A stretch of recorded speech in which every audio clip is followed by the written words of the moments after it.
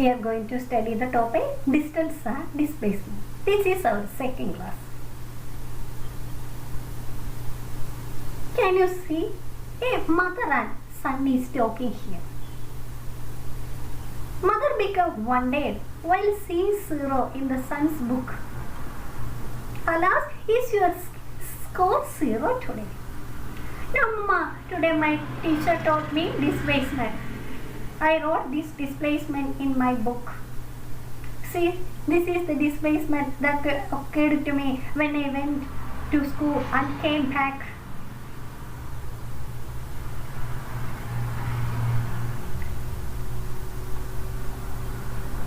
We can discuss about it later. While stating the displacement, it is necessary to indicate the direction along with the magnitude of the distance traveled. While saying about displacement, we should mention the direction. If you travel to the Ernakulam,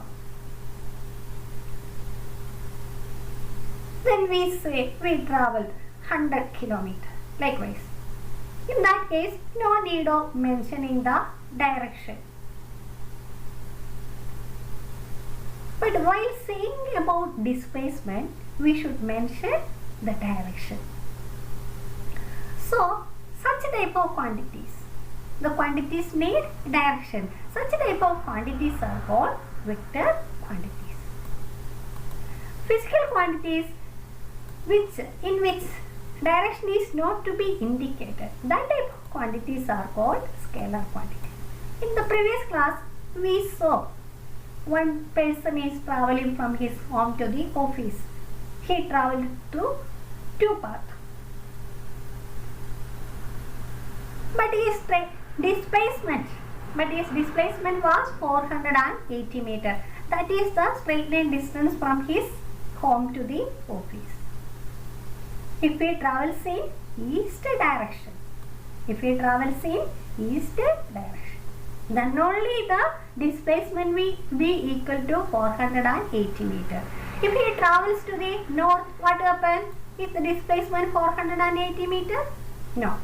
If he travels to the south, in that case also displacement will not be equal to 480 meters.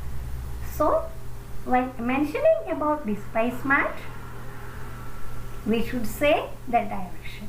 So, such type of physical quantities are called vector quantities. The quantities in which we didn't mention about direction, such type of quantities are called scalar quantities. Then can you say is displacement a vector quantity or scalar quantity? Yes, displacement is a vector quantity because we need to mention the direction while saying about displacement. Can you say is the distance then a vector or scalar quantity? While saying about distance, no need of mentioning direction. So, it is a scalar quantity.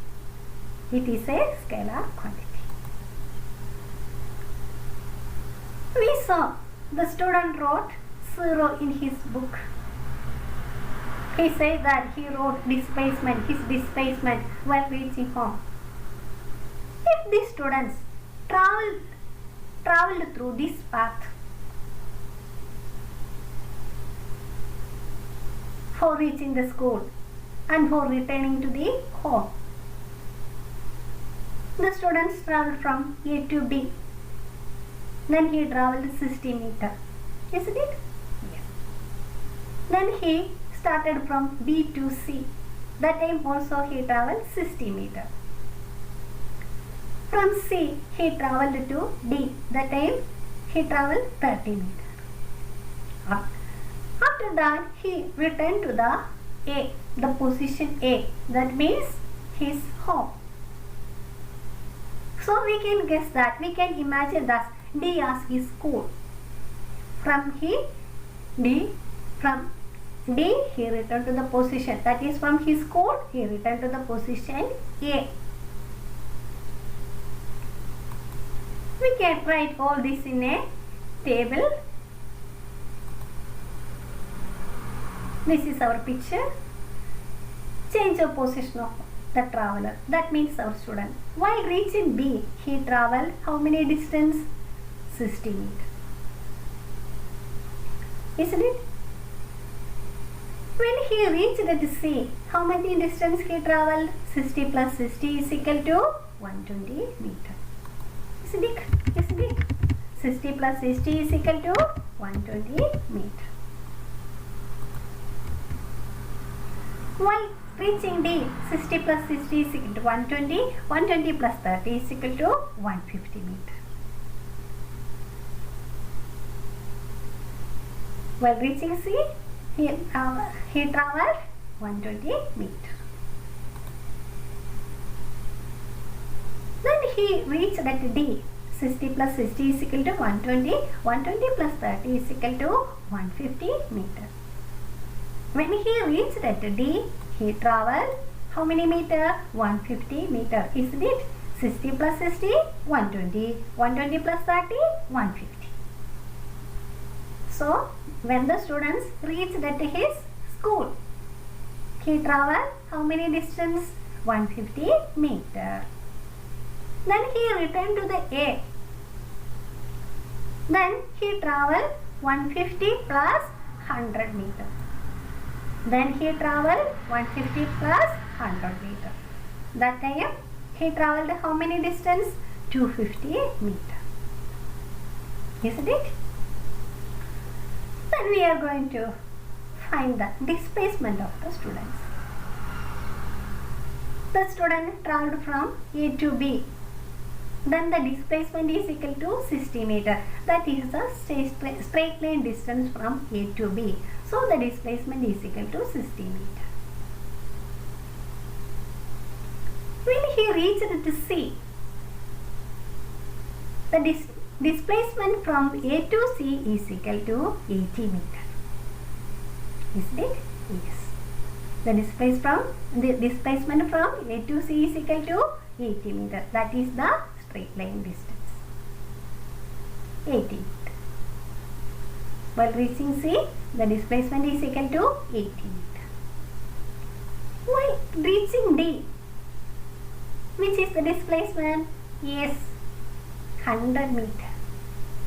So, the displacement is equal to 100 meter. The student returned to his home, isn't it? Yes. Then, what is the displacement of the student? That is equal to 0. This 0 is written by the student in his notebook that he showed to his mother. Okay. Let us examine another situation. Before that, we can study another thing.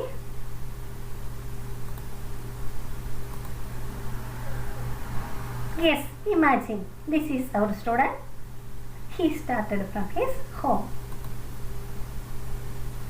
Then he reached at B. The blue indicates distance traveled. The color blue indicates distance. This red color indicates his displacement.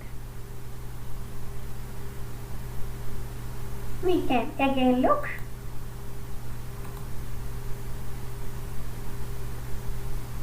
He reached at B, then he reached at C, then he reached at D, then he returned to the position, then he returned to the position A, isn't it?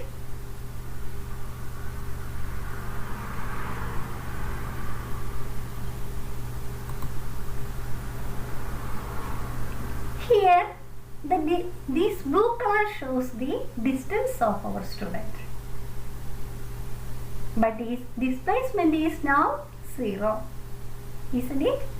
Yes. Then we are going to examine another situation. Can we? Yes. Let us observe the two figures showing the journey of a person from A to C to B. One person. Imagine Raju. Raju started from A and he reached at B. and then he reached at C. This statue reached at returned to the position A. What is the total distance traveled according to figure? According to this figure, we can look.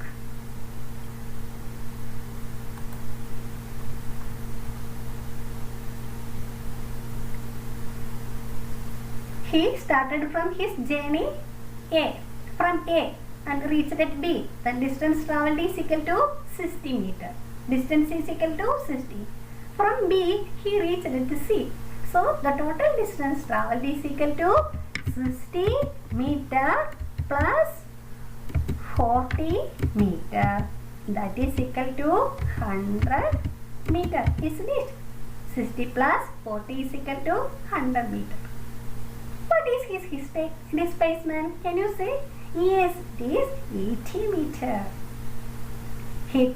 The straight line distance from A to C is equal to 80 meter. This distance shows the displacement, isn't it?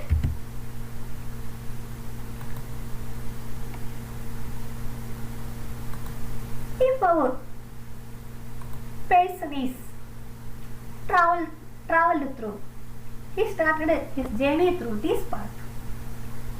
He started from A, then reached at B, then reached at C. What will be the displacement? What will be the distance traveled? We can again examine.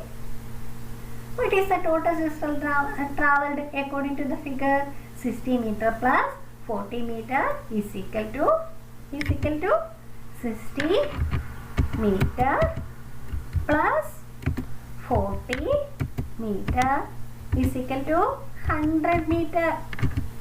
Is equal to 100 meter. What is the displacement according to this figure? That also the straight line distance from A to C is equal to 100 meter. That also 100 meter. That also 100 meter. So, if an object traveling in a straight line, the distance and displacement will be equal. Isn't it? Consider this picture. In this case, distance is equal to 60 plus 40 is equal to 100 meter that we studied. But displacement is equal to 80 meter. So, the displacement will be, sometimes the displacement will be less than the distance traveled. Here the distance is equal to 100 meter.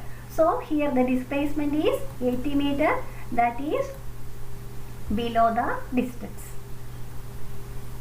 But here distance is equal to 100 meter, displacement is equal to 100 meter. So, distance and displacement are equal in this case. So, we can say that displacement may be equal to distance and it will be less than distance. Okay? So, displacements depends upon direction. We can again examine another situation. Here, object started from A and reached at B.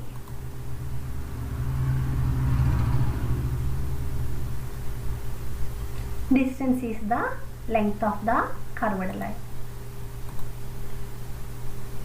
Displacement is the straight line. Here, displacement is length, magnitude and direction. Isn't it? Yes. We are going to conclude what we studied today. Before that, here a table is shown. In your test also a table is shown. Difference between distance and displacement. When a body travels along a straight line in the same direction, if the direction is same, the magnitude of its distance and displacement will be equal, isn't it? Yes.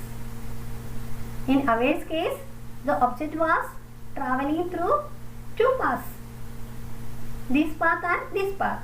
If it travels along a straight line in the same direction, then distance and displacement will be equal. So, displacement can be less than distance or equal to the distance. So, we can write down the difference between distance and displacement. Distance is a scalar quantity, displacement is a vector quantity.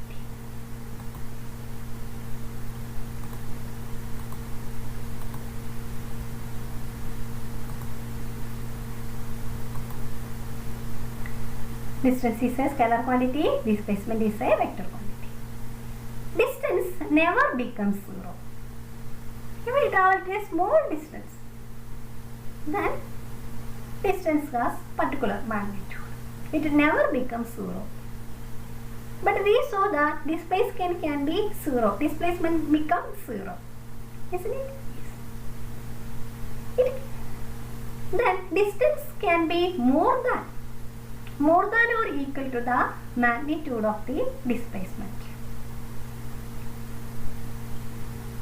Distance will be more than displacement. But displacement, its magnitude can be less than or equal to the distance. It can be less than distance and it will be equal to the distance. So we are going to finish the class today. Okay, thank you.